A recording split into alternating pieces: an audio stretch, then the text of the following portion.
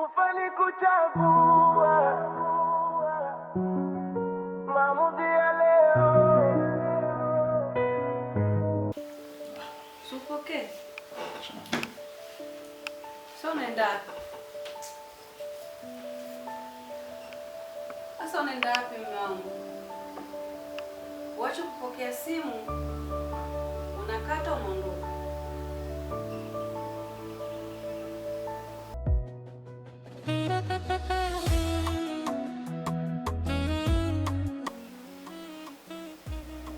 Mbona hivyo mume wangu?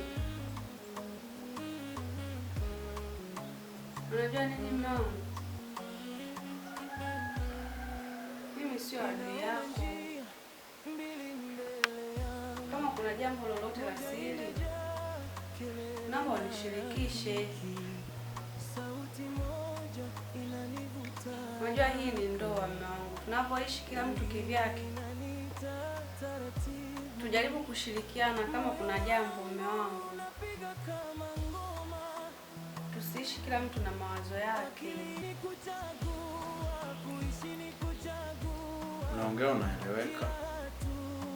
Na nakuelewa vizuri mkao. Lakini sio kila kitu kitu. Nafanya hivyo nina maana.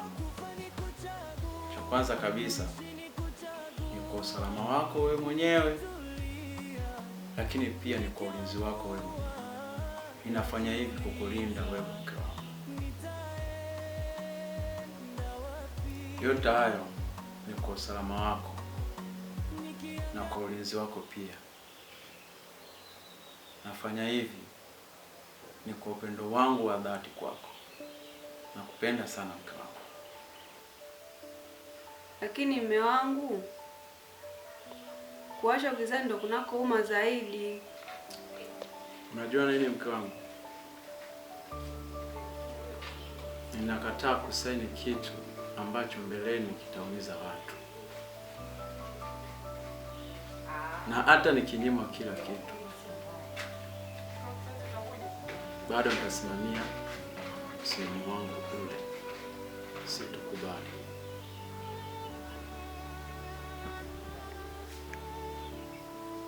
Na wewe je?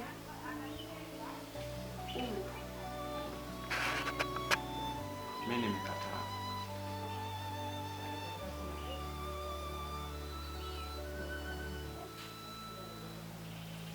Basi simama. Lakini utambue watakuandama. Na hii ndoa ndio itakuwa ulinzi wako. Ndio ulinzi wako. Na vita yote itakayoingia kwenye hii ndoa utapigana.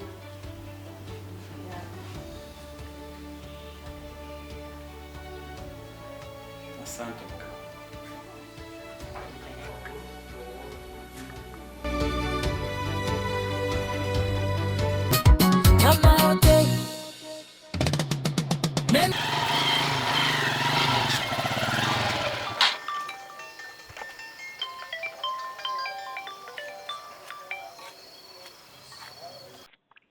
Halo?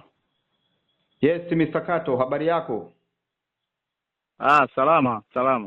Ndiyo, unaendeleaje kijana? Sijambo. Okay, nimekupigia simu hii kutaka kujua ile mipango yetu umefikia wapi.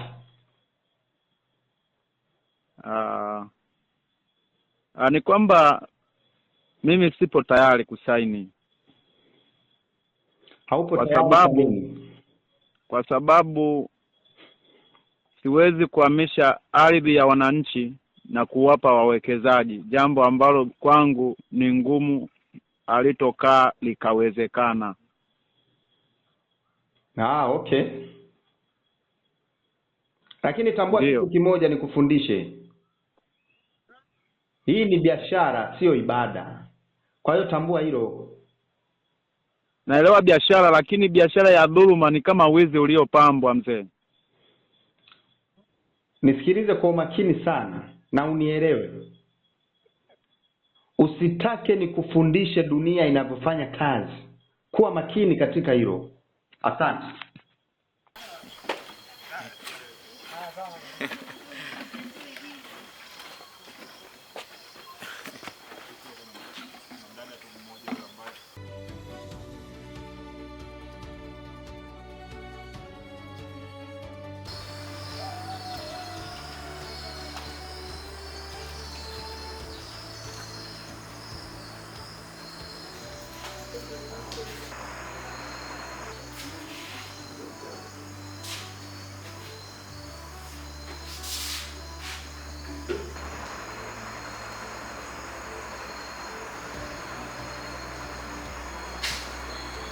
Oh, Jamil. Oh. Mambo. Poa, vipi? Safi, karibu. Asante, bwana sifiwe. Safi, karibu tukae. Nifurahi kukuona. Asante, nimefurahi pia. Oh, umependeza. Asante. Nimefurahia sana kukuona. Maana tulipokuwa tukiwasiliana kwenye simu, yaani bado nilikuwa siamini kama umefika hapa. Ndio nishafika. Nimefurahi sana kukuona. Karibu sana.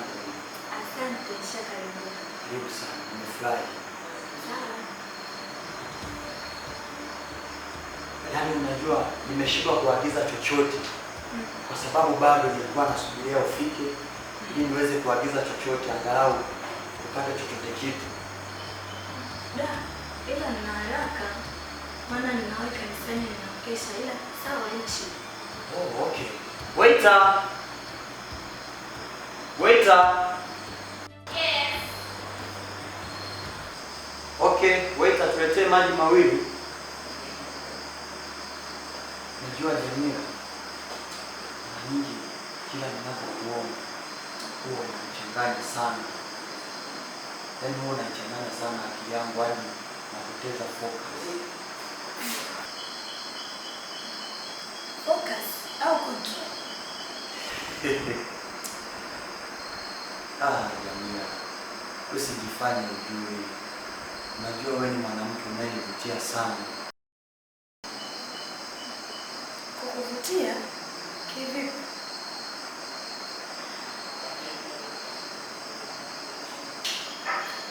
Richi, najua unanitamani tu. Basi kana kwamba unanipenda. Jamila, usinifikirie hivyo. Mimi nakupenda sana Jamila. Mimi sio kama wao wengine ambao huwa wana kazi yao ni kumchezea mwanamke na kumwacha Jamila. Usinifananishe na hao. Mimi nakupenda na kuhitaji. Nahitaji wewe mwanamke wangu wa maisha.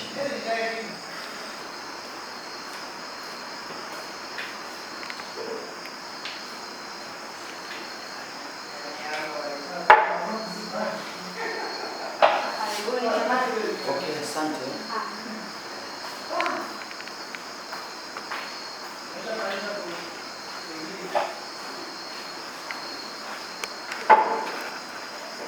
Karibu sana.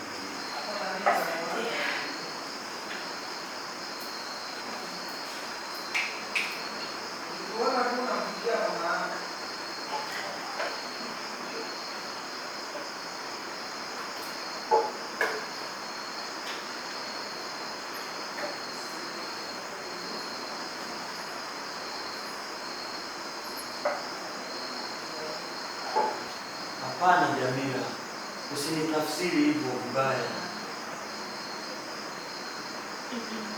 Hapana. Wewe najua umenitamani tu na sura yangu, rangi yangu hiyo ambayo ni kwa Mungu basi. Na je, ungeona vilivyomo ndani yangu, ungenipenda? Hapana Jamila, mimi sijakutamani. Huu ni upendo tu, mimi nakupenda kutoka ndani ya moyo wangu. Usinifikirie hivyo Jamila. Sikiliza nikwambie hichi. Ukweli ni huu. Hakuna upendo bila kutambua udhaifu wa mtu. Ni mapema sana, yaani kunipenda wewe ni mapema sana.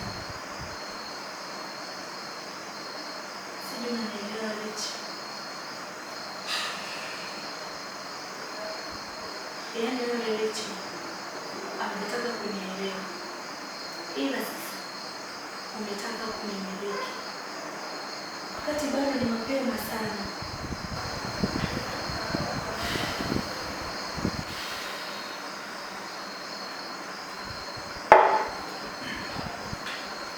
Jamila, kama pesa ipo, akaunti inasoma iko vizuri, kama ni biashara Jamila, mimi nitakufungulia. Masuala ya kodi, kuhangaika sijui unadaiwa wapi huko, Jamila, vyote mimi nitafanya. Nitahakikisha kwanza Jamila unatembea na ulinzi wa kutosha.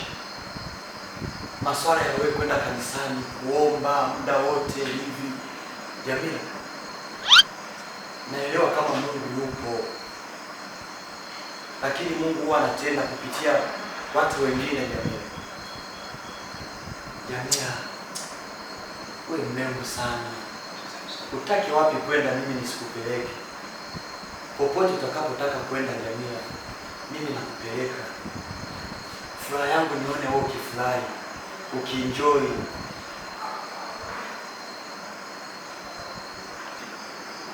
Hapa penye unavyoona hivi, nishalipia chumba tayari. Yaani ni wewe tu Jamila. Maisha yako kiganjani mwako Jamila. Fanya uamuzi.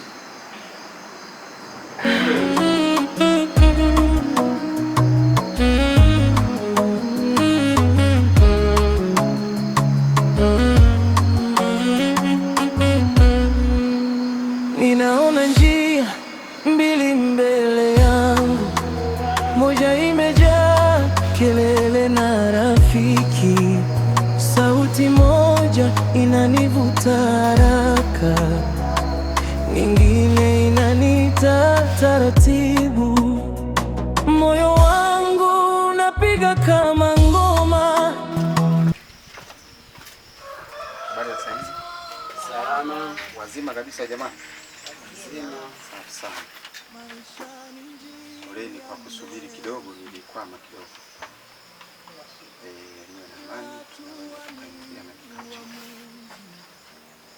Boss, wawekezaji wa mgahawa kimataifa wako tayari kuwekeza bilioni 12, lakini tunahitaji sahihi za bodi ili kuweza kuhamisha ardhi ya kijiji kwa mkataba wa miaka 30. Okay. Na ule mkataba. Huu ndo ule mkataba sasa. Yes. Kumbe kila kitu kipo tayari.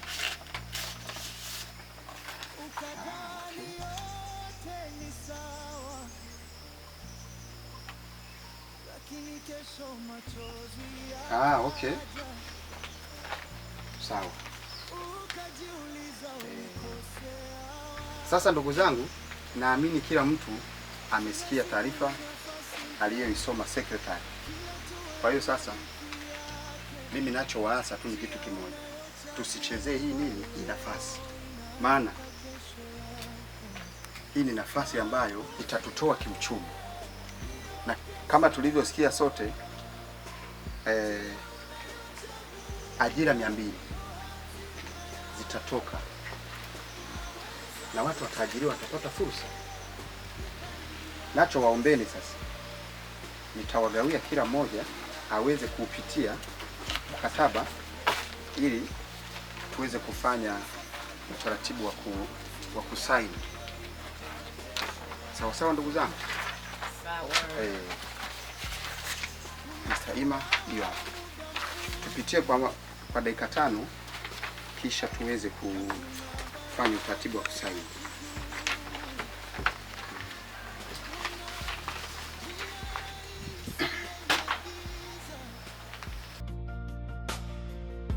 Na kuna njia ngumu yenye mwanga, usikimbilie raha za sasa, ukasahau thamani ya kesho. Maisha hayadanganyi mtu, kila uamuzi una matokeo. Maamuzi ya leo ndio kesho yako. Njia unayochagua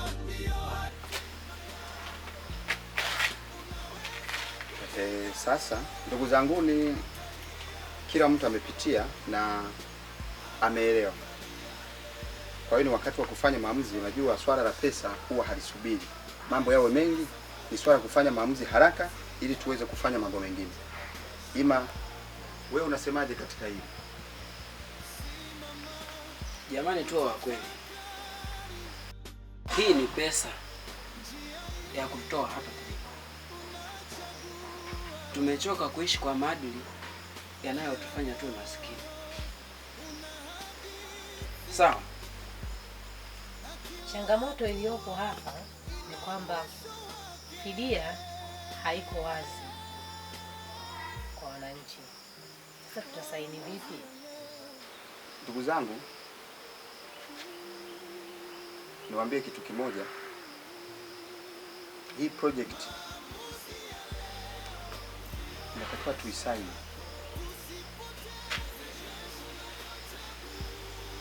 Na kama hatutasaini, watu wa miji jirani wataichukua. Sasa kati yetu ni nani ambaye apende maisha mazuri? Fanyeni maamuzi yaliyo sahihi, na kila mtu asiogope, ili tuweze kufikia malengo. Sote tuwe na wazo moja, tuwe na lengo moja, na tuwe na nia moja ya kuondokana na hii hali ya umaskini. Hii ni fursa. Nchi jirani nisingependa wachukue nafasi hii, wakati na sisi tunaweza, na pia na sisi ni wahitaji. Mr. Kato, unasema au wewe unaonaje katika hili? Au ndo unasubiri muujiza?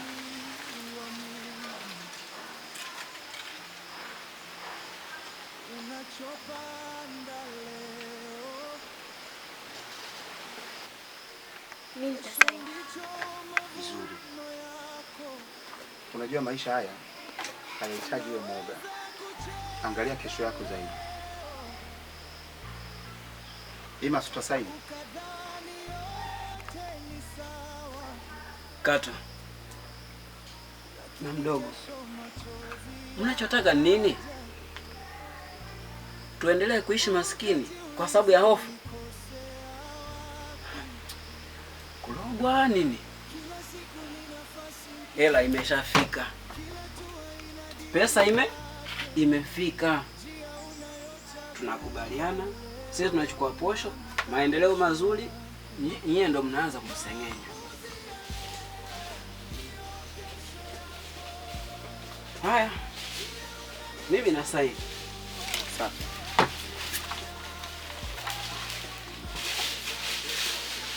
Peni hapo.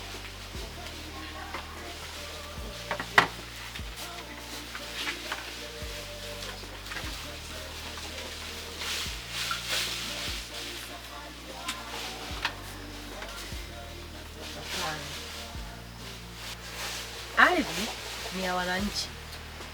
Hii ni dhuluma.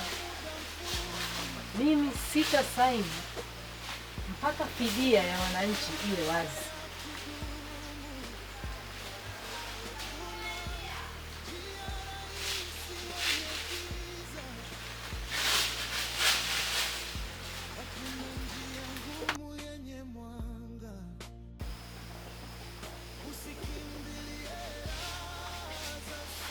Hii sio sawa.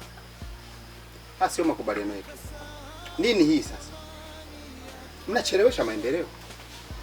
Makubaliano yetu hayakuwa haya. Ona sasa tumefanya nini?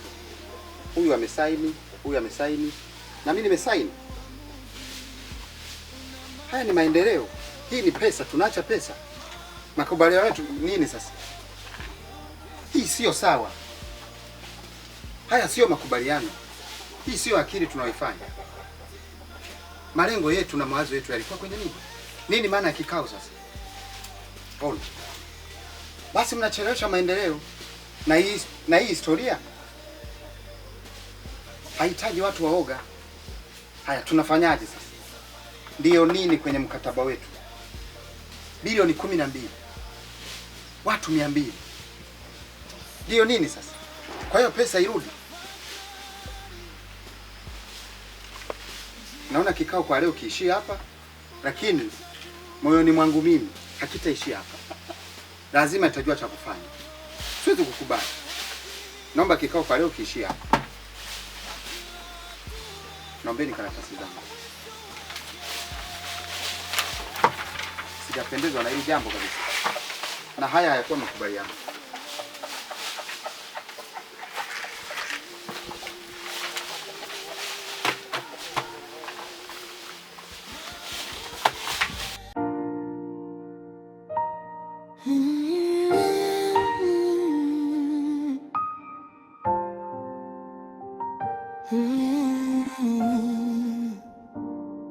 Katika kazi za mikono yetu, Baba, tumechoka kupanda bila kuona mavuno. Uchumi umetikisika, soko limeyumba, lakini bado tunasimama kwa imani. Baraka zako si pesa pekee, ni hekima, amani na mwelekeo. Katika biashara tuongoze Bwana, uaminifu wetu, wewe ndiye tawala. Baraka zako si pesa pekee, ni hekima. Hivi Ima, ukweli nilichokiona pale? Umesaini ule mkataba? Ndiyo, nimesaini na mimi nishaanza kujiona nimekuwa tajiri sasa mji wetu. Lakini ukumbuke kwamba hii ardhi ni ya wananchi, na wananchi waliokuamini wewe. Na hao wananchi wanataka nini kesho? Wanataka kula au watakula maadili? Hapana Ima, usidharau maadili. Sio vizuri. Na mdogo, sio dharau. Huo ni ukweli. Tumeishi kwa maisha ya kunyima kila kitu. Ukisema usifanye hivi, usifanye vile, matokeo yake nini? Umaskini tu. Umaskini sio sababu ya kupuuza haki. Kwa haki gani? Haki ya kutufanya tuendelee kukosa kila kitu. Wewe ni mtoto niliyelea. Unakula hapa, unalala hapa, na kila kitu unakipata kutoka kwangu. Kwa hiyo ni lazima ufuate kile ambacho mimi ninakuelekeza. Na hiyo ndiyo shida. Mimi nimechoka kuishi maisha ya kuogopa kila kitu. Hii project ni ya kutufanya sisi tubadilishe maisha yetu. Siwezi kuiacha. Lakini kwenye swala hili ambapo naona ndo nafanikiwa, kwani si mdogo, shida imekuwa nini? Hii ndo njia pekee ya kunifanya mimi nitoke kwenye hii hali ambayo nipo. Na mimi natamani kuwa tajiri. Napenda hela. Hapo utanisamehe. Hapo utanisamehe. Hakumuumiza nani sasa? Wananchi au? Na wananchi wenyewe wanataka maendeleo. Maendeleo hayaji kwa dhuluma. Hayo ni maneno tu na mdogo. Kwa hiyo wewe Ima, pesa ndio Mungu wako, si ndio? Ndio unachomaanisha. Pesa ni kila kitu. Ukiwa na pesa una kila kitu. Pesa inanunua kila kitu na mdogo. Wewe utaki maisha mazuri? Maisha mazuri nataka, lakini sio kwa kuvunja haki. Sio kwa kupoteza haki za wengine. Kuna vitu ambavyo huwezi kufananisha. Unajua umuhimu wa hela. Unaanza kujizuia kwa kufananisha hela na Mungu. Angalia maisha ambayo tunakaa sisi. Ogope Mungu. Huwezi kuongea hivi. Mungu hafananishwi na kitu chochote.